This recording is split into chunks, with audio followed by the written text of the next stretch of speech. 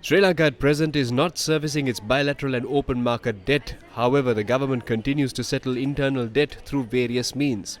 Concerns have been raised as to whether the government can service domestic debt at a time when it cannot even settle its overseas debt. The first ever report produced by the subcommittee in identifying short and medium-term programs related economic stabilization of the National Council revealed that the government had taken a decision to restructure domestic debt.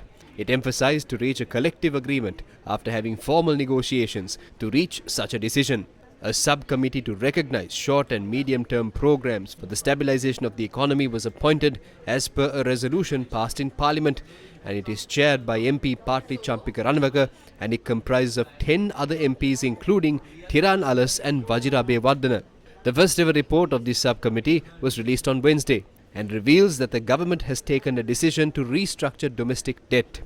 The report noted that most of the economic analysts point out that the restructuring of domestic debt is mandatory to confirm the debt sustainability.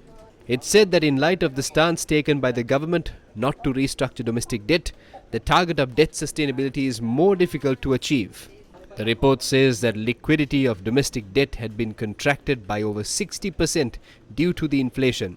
It noted that if the debt restructuring is continued in spite of the above situation, it is emphasized to reach a collective agreement among the depositors of the local banks and of the Employees Provident Fund and the local investors after having formal negotiations whereby the trust would be built up among the foreign creditors on the restructuring of the foreign debt. As per expert opinions from the World Bank, Sri Lanka delayed approaching the IMF. Sri Lanka is the only country that sought financial help after its reserves dropped to zero. We are in a negative position. Our issue is whether domestic debt is going to be restructured or not. Sri Lanka has currently defaulted on its bilateral and open market debt and rests its hopes on the US $2.9 billion extended fund facility offered by the IMF.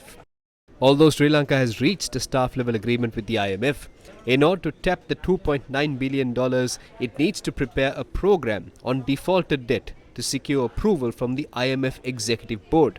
The IMF is hoping for a certain portion of the debt to be slashed. However, Sri Lanka's largest bilateral creditor, China, is yet to announce its position to cut its debt to Sri Lanka.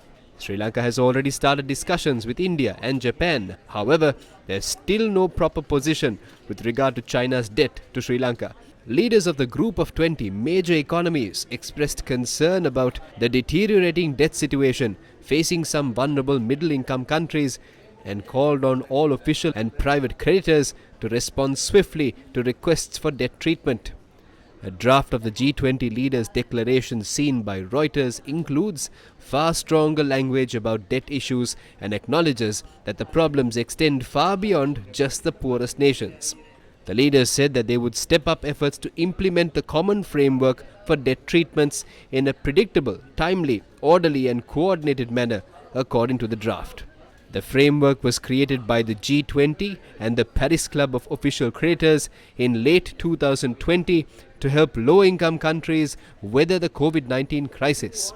However, results have proven elusive and only 3 countries, Chad, Zambia and Ethiopia, have formally applied for debt treatment under the framework.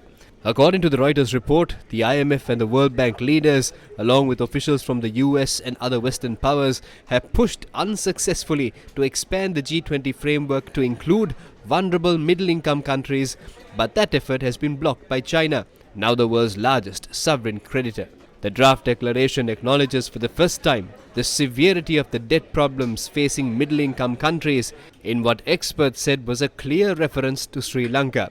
Sri Lanka reached a staff-level agreement with the IMF in early September but needs to gain financing assurances from multiple creditors, including China and Japan, to secure disbursements.